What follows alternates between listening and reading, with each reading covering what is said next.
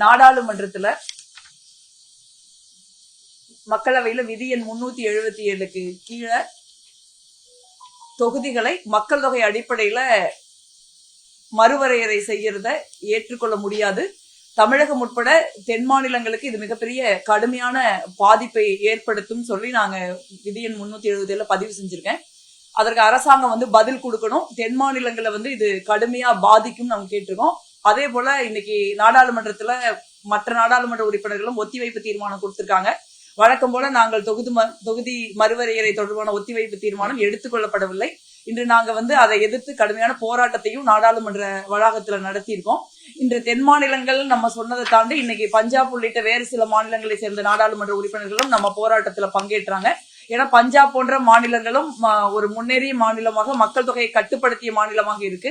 மக்கள் தொகையை கட்டுப்படுத்தாத மாநிலங்களுக்கு அதிக தொகுதிகளும் மக்கள் தொகையை கட்டுப்படுத்தி வெற்றிகரமாக தேசத்தின் வளர்ச்சியில் பங்களிப்பு செய்த தமிழ்நாடு உள்ளிட்ட தென் மாநிலங்கள் பஞ்சாப் போன்ற மாநிலங்களுக்கு குறைவான எண்ணிக்கையில் சீட்டு ஒதுக்குவாங்க. அப்படி ஒதுக்குனா நம்ம நாடாளுமன்றத்துல தென் மாநிலங்களுடைய நாடாளுமன்ற உறுப்பினர்களுடைய எண்ணிக்கை தேவையில்லாமலே ஒரு அரசாங்கம் வட மாநிலங்களுடைய தொகுதிகளை மட்டுமே முன்னிறுத்தி அமையறதுக்கு வாய்ப்பு இருக்கு. இப்ப நமக்கு ஓரளவுக்கு நமக்கு ரெப்ரசன்டேஷன் இருக்கிற காலகட்டத்திலேயே இப்ப நம்ம ஒரு கடுமையான யுத்தத்தை தமிழ்நாடு அரசாங்கம் ஒன்றிய அரசாங்கத்தோடு நடத்த வேண்டி இருக்கு. ஒரு கல்விக்கு நிதி கொடுக்கறது கூட கண்டிஷன் அடிப்படையில தான் ஒரு சட்டவிரோதமாக நாங்க நிதி கொடுக்கணும்னு சொல்றாங்க. அந்த அளவுக்கு மோசமான ஒரு சூழல் இருக்கு இன்னைக்கு.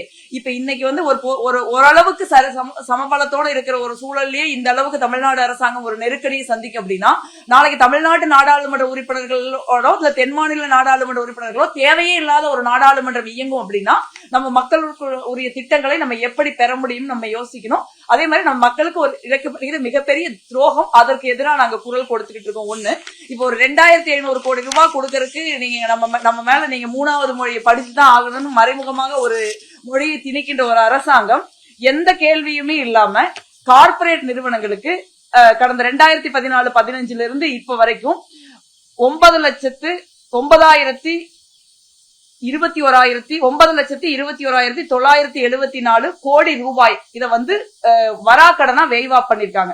கிட்டத்தட்ட 9.2 லட்சம் கோடி ரூபாய். அது இல்லாம நீங்க பாத்தீங்கன்னா இது கார்ப்பரேட் நிறுவனங்களுக்கு பெரிய கார்ப்பரேட் கம்பெனிகளுக்கு மட்டும் கொடுக்கப்பட்ட தொகை இந்த 9.2 லட்சம் கோடி ரூபாய். இது இல்லாம வேறு சில என்பிஏவும் பண்ணிருக்காங்க. அது வராக்கடன். அது எல்லாம் சேர்த்துனா மொத்தம் 16.3 லட்சம் கோடி ரூபாய் நம்மளுடைய மக்களுடைய வரி பணத்தை கார்ப்பரேட் கம்பெனிகளுக்கும் பெரு நிறுவனங்களுக்கும் இந்த அரசாங்கம் தள்ளுபடி பண்ணிருக்காங்க. இது இல்லாம பாத்தீங்கன்னா ஒரு வருஷத்திற்கு 1.6 லட்சம் கோடி ரூபாய் கார்ப்பரேட் டாக்ஸ் ரிலீஃபா இந்த அரசாங்கம் கொடுத்துட்டு இருக்கு. அப்ப இந்த 10 வருஷ காலத்துல கிட்டத்தட்ட நீங்க ஒரு 20-25 லட்சம் கோடி ரூபாயை ஒன்றிய பாஜக அரசாங்கம் மக்களுடைய வரி பணத்தை அவங்களுடைய நண்பர்களுக்கு கார்ப்பரேட்டுகளுக்கு அள்ளி இறைச்சிருக்காங்க. ஏன்? அந்த பணம் தான் எலக்ட்ரல் பாண்டா இந்த அரசாங்கத்துக்கு திரும்பி வருது. அந்த எலக்ட்ரல் பாண்டு தான் பல லட்சக்கணக்கான கோடி ரூபாய் தேர்தலில் பாஜக எம்பிக்களை விலக்கி வாங்கும், எம்எல்ஏக்களை விலக்கி வாங்குறது. அதே மாதிரி நீங்க ஒரு மிகப்பெரிய தேர்தலில் ஒரு பணத்தை இறைக்கிறதுக்கான ஒரு காரணமா இருக்கு. சோ இத நான் சொல்லல. இந்த கேள்விக்கான ஒரு இது எவ்வளவு பேருக்கு இந்த அரசாங்கம் குறிப்பாக கார்ப்பரேட்டுகளுக்கு வராக்கடனை தள்ளுபடி செஞ்சிருக்காங்க அப்படிங்கிற ஒரு கேள்விக்கு நாடாளுமன்றத்துல நிதியமைச்சர் அவர்கள் கொடுத்த பதில்ல தான் இந்த 16.3 லட்சம் கோடி ரூபாய் வராக்கடனாக கொடுக்கப்பட்டிருக்குதுன்னு சொல்லியிருக்காங்க. இப்ப இவ்வளவு பெரிய வராக்கடனை யார கேட்டு என்ன கண்டிஷன் போட்டு இவங்க தள்ளுபடி பண்ணாங்க? இந்த மாதிரி பணத்தை அள்ளி இறைக்கிற கார்ப்பரேட் நண்பர்களுக்கு அள்ளி இறைக்கிற ஒரு பாஜகவுக்கு தமிழ்நாட்டில் இருக்கிற அரசாங்க பள்ளிக்கூடத்துல படிக்கிற ஏழை எளிய மாணவர்களுக்கு வரவேண்டிய 2500 கோடி ரூபாய் நிதியை நிறுத்துவதற்கு என்ன அதிகாரம் இருக்குன்னு நம்ம தமிழ்நாட்டு மக்கள் கேட்க வேண்டி இருக்கு. இது மட்டும் இல்ல, இப்ப இத்தனை லட்சம் கிட்டத்தட்ட 16.3 லட்சம் கோடி ரூபாய், அப்புறம் அதுல ஒரு 10 லட்சம் கோடி ரூபாய் இருக்கு. 25 லட்சம் கோடி ரூபாயை வரி பணத்தை கொஞ்சம் கூட பொறுப்பு இல்லாம செலவு பண்ணிருக்கிற அரசாங்கம் தமிழ்நாட்டுல இயற்கை சீற்றங்கள் பேரிடர்கள் வர்றப்ப நமக்கு உரிமையுள்ள நிதியில ஒரு பைசா கூட இவங்க வெள்ள நிவாரண நிதியாகவோ இல்ல மழை நிவாரண நிதியாகவோ நம்ம கொடுக்கறது கிடையாது. தொடர்ச்சியாக நம்ம கொடுக்கிற நம்ம வைக்கிற ஒவ்வொரு கோரிக்கையும் நீங்க நிதி அளவில் மட்டுமல்ல அரசியல் அளவிலையும் நிராகரிக்கப்பட்டு வருகிறது. அதை நம்ம ஒரு கேள்வி கேட்க வேண்டிய கட்டாயத்தில் இருக்கோம்.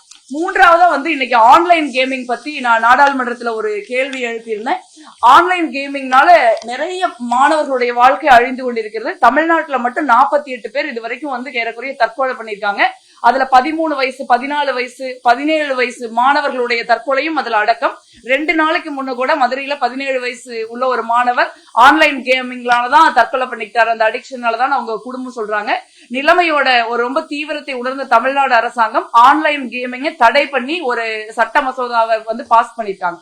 ஆனா தமிழ்நாட்டுல ஆன்லைன் கேமிங் தடை செய்யப்பட்டதா இருந்தா கூட ஆன்லைன் கேமிங் தொடர்பான விளம்பரங்கள் வந்து தொடர்ந்து இன்டர்நெட்ல வருது. இன்டர்நெட்டை பொறுத்த வரைக்கும் அதுக்கு ஒரு எல்லை கிடையாது.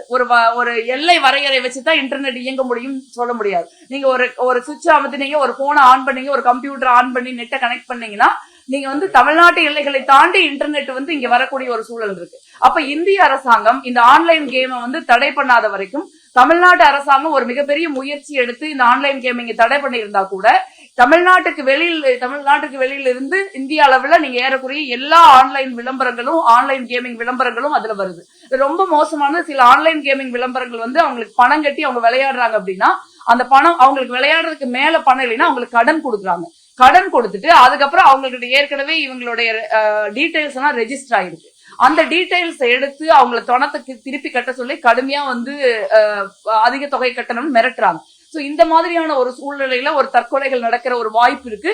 மாணவர்கள் வந்து தொடர்ந்து இதுக்கு அடிக்ட் ஆகிட்டு இருக்காங்க. இது ஒரு எந்த அளவுக்கு போதைப் பொருட்கள் ஆபத்தானதோ அந்த அளவுக்கு ஆன்லைன் கேமிங் அடிக்ஷனும் ஆபத்தானது.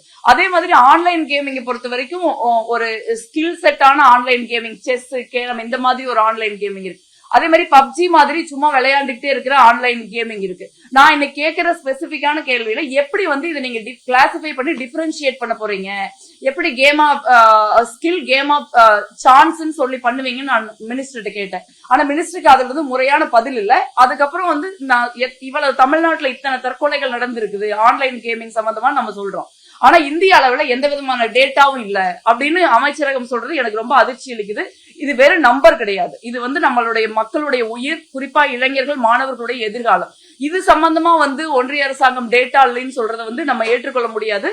ஏன் வந்து நீங்க ஒரு கமிட்டி போட்டு இந்த மாதிரி மாநில அரசாங்கத்தில இருந்து எல்லா புள்ளி விவரங்களையும் தற்கொலை சம்பந்தமான வாங்கி ஆன்லைனோட கேமிங்கோட இம்பாக்ட் என்னன்னு தெரிஞ்சுக்கிட்டு இதை நீங்க தடை பண்ணணும். அதை தடை பண்ண இந்த ப்ராசஸ் எல்லாம் செய்ய வரைக்கும் நீங்க ஏன் இப்பவே அந்த ஆன்லைன் கேமிங்கை தடை பண்ணக்கூடாது அப்படின்னு நான் கேள்வி எழுப்பியிருந்தேன். அந்த கேள்விக்கு வந்து முறையான ஒரு பதில் கிடையாது. ஆன்லைன் கேமிங் வந்து ரொம்ப ஒரு ஆபத்தான எல்லைகளை நோக்கி போய்கிட்டு இருக்குதுங்கிறதுல நம்ம கட்சி வேறுபாடு இல்லாம எல்லாருக்குமே ஒரு உடன்பாடு இருக்கு. அதனால ஆன்லைன் கேமிங் தொடர்பான ஒரு பெட்டிஷனையும் நான் ஒன்றிய அமைச்சகத்துக்கு சர்க்குலேட் பண்ணலான் இருக்கேன். அதனால ஒரு பெட்டிஷனையும் நாங்க இந்த வாரத்துல ஃப்ளோட் பண்றோம். அதுக்கு முன்னாடி வந்து ஆன்லைன் கேமிங் தொடர்பான மக்களுடைய கருத்துக்களை கேட்டு என்னோட சோசியல் மீடியாலையும் நாங்க தகவல்களை போட்டிருக்கோம். ஆன்லைன் கேமிங்கை ஒன்றிய அரசாங்கம் தடை செய்யணும் அப்படின்னு சொல்லி ஒரு பெரிய அழுத்தத்தை வந்து மக்கள் கொடுக்கணும். மாநில அரசாங்கங்கள் தடை செய்யறதுனால மட்டுமே வந்து ஆன்லைன் கேமிங்கை வந்து நம்ம ஒழிச்சிட முடியாது. ஒன்றிய அரசாங்கம் முழு முயற்சி எடுத்து தடை செய்யணுங்கிற அழுத்தத்தை மக்கள் வந்து ஒன்றிய அரசாங்கத்துக்கு கொடுக்கணும்னு நான் கேட்டுக்கிறேன். நன்றி. பல லட்சம் கோடி ரூபாய் வாராக்கடன் வந்து கார்ப்பரேட் நிறுவனத்துக்கு அது வந்து முக்கியமாக பாஜகவுக்கு தேர்தல் நிதியாக கொடுக்கப்பட்ட நிறுவனங்கள் இல்ல. ஆக்சுவலி இதுல ரொம்ப முக்கியமான விஷயம் என்னன்னா, நாடாளுமன்றத்துல கேள்வி கேட்கிறப்ப எந்த பெரிய நிறுவனங்களுக்கு இந்த மாதிரியான வராக்கடன்களை நீங்க தள்ளுபடி செஞ்சிருக்கீங்க அப்படின்னு ஒரு கேள்வி இருக்கு. அந்த கேள்விக்கு வந்து அவங்க பதில் சொல்றப்ப அந்த மாதிரி நிறுவனங்கள் பெயரை வெளியில் சொல்லக்கூடாது அப்படின்னு பதில் கொடுத்திருக்காங்க.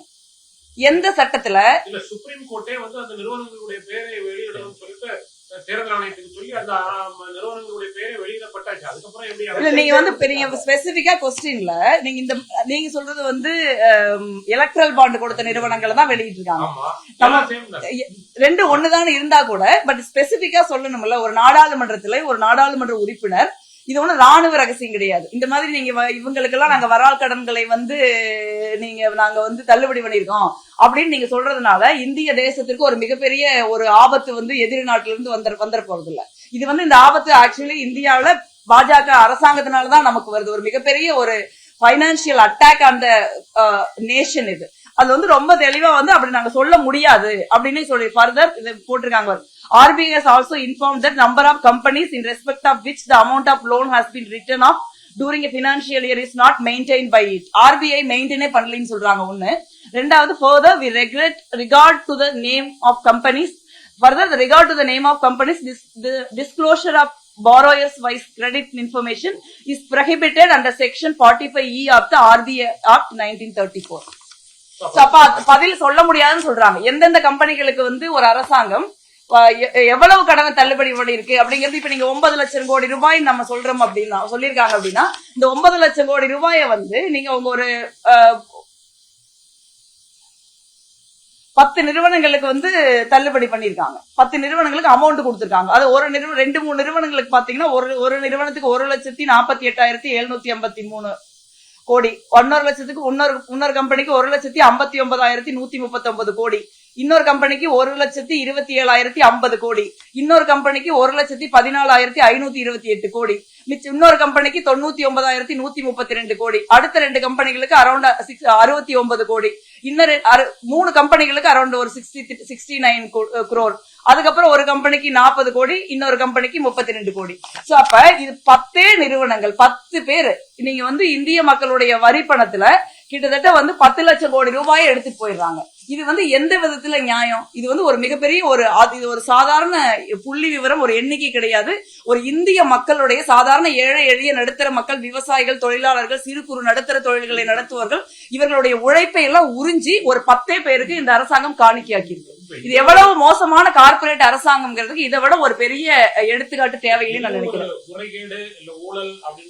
இது ஊழல் தான், வேற என்னது? பல மாநில பாஜக ஆளாத பல மாநிலங்கள்ல வந்து ஊழல் நடக்குது, முறைகேடு நடக்குது அப்படின்னு குற்றச்சாட்டு பாஜக மத்திய அரசு குற்றம் சாட்டுகிறது. ஆனா இதை வைத்து பார்க்கும்போது ஓப்பனாவே ஒரு முறைகேடு ஊழல் நடந்திருக்கு அப்படின்றத வெட்ட வெளிச்சமா தெரியும். இது ஒரு மிகப்பெரிய ஊழல் தான், இதுல மாற்றுக்கிறதே கிடையாது. இந்தியாவில் இருக்கிற மக்கள் கடுமையான உழைப்பை ஒரு 10 நிறுவனங்களுக்கு ஒரு அரசாங்கம் எடுத்து கொடுக்கறதுக்கு எந்த சட்டத்துல இதை அலோவ் பண்ணுது? அதுக்கப்புறம் இன்னொரு பண்ணியா அவங்க பதில் சொல்லிருக்காங்க, நாங்க வந்து 10 லட்சம் கோடி ரூபாயை தள்ளுபடி பண்ணிட்டதுனாலே அதை விட்டுட்டோம்னு அர்த்தம் கிடையாது. நாங்க அதுக்கப்புறம் கோர்ட்டுக்கு போவோம், கேஸுக்கு போவோம்னா நீங்க ஏற்கனவே அவங்களுக்கு தள்ளுபடி பண்ணிடுறீங்க. அப்புறம் யார முட்டாளா? அப்புறம் நீங்க தள்ளுபடி நீங்க சட்டப்படி தள்ளுபடி பண்ணிட்டோம் கிளைம் பண்ற ஒரு அமௌண்ட்டை யாரு உங்களுக்கு கட்ட போறா? அப்ப யாருக்கு இந்த மாதிரி பதில கொடுத்து நீங்க யார முட்டாளாக்க நினைக்கிறீங்க நம்ம கேட்க வேண்டியது இல்ல. இந்த அரசாங்கம் முழுக்க ஒரு கார்பரேட் ஊழல் நிறைந்த ஒரு அரசாங்கம். இந்த அரசாங்கம் வந்து அனைத்து ஊழல் பணங்களும் வந்து கார்பரேட் மூலமாக அரசாங்கத்துக்கு இந்த மாதிரி பல லட்சம் கோடி ரூபாய் வந்து வராக்கடனாகவும் டாக்ஸ் ரிலீஃபாகவும் கார்பரேட்டுகளுக்கு போய் அந்த பணம் தான் எலக்ட்ரல் பாண்டா கார்பரேட்டுகள் இருந்து திருப்பி பாஜகவுக்கு வருது. இது வந்து ஒரு மிக நவீனமான ஒரு பொருளாதார ஊழல் நான் நினைக்கிறேன். இது மிக நிச்சயமா நம்ம தட்டி கேட்கணும். பாஜக ஆளாத மாநிலங்கள் வந்து அந்த குழந்தைகள் பிறக்கிற அந்த இதுல வந்து கட்டுப்பாட்டுடன் இருந்து மக்கள் தொகை கட்டுப்படுத்தப்பட்டிருக்கு. ஆனா பாஜக ஆளுற மாநிலங்கள்ல வந்து அதை கட்டுப்படுத்த தவறி இருக்கிறாங்க. ஏன் பாஜக ஆளுற மாநிலங்கள்ல மட்டும் அந்த மாதிரியான ஒரு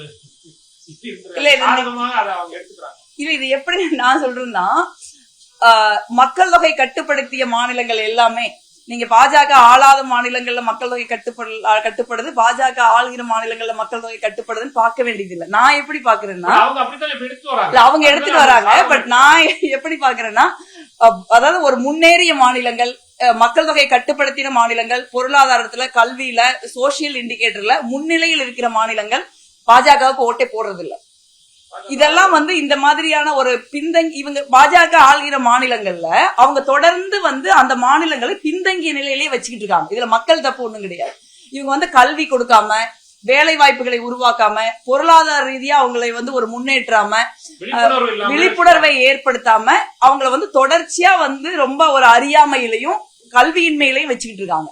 அதனாலதான் பாஜக ஆளுங்கிற மாநிலங்கள்ல மக்கள் தொகை கட்டுப்படுத்தப்படவில்லை. அதனாலதான் பாஜக அந்த மாநிலங்கள்ல தொடர்ந்து ஆண்டுகிட்டு இருக்கு. இது மக்கள் தப்பு எதுவும் கிடையாது, வட இந்திய மக்களுடைய தப்பு கிடையாது. இது பாஜக தொடர்ந்து தனது சுயநல அரசியலுக்காக தான் நீங்க வந்து அவங்க வந்து ஒரு பொருளாதாரமா இருந்தாலும் சரி, கல்வியாக இருந்தாலும் சரி, ஒரு மொழியாக இருந்தாலும் சரி, கலாச்சாரமாக இருந்தாலும் சரி, எல்லாற்றையும் பாஜக தன்னுடைய அரசியல் ஆதாயத்திற்கான ஆயுதமாகத்தான் பயன்படுத்துறாங்களே ஒழிய அவங்களுக்கு வந்து நாட்டு மேலேயோ நாட்டு மக்கள் மேலேயோ, ஏன் பாஜக ஆள்கிற மாநில மக்கள் மேலேயோ எந்த அக்கறையும் கிடையாதுங்கிறதுக்கு இந்த ஒரு பதில் தான் எடுத்துக்காட்டுன்னு நான் நினைக்கிறேன்.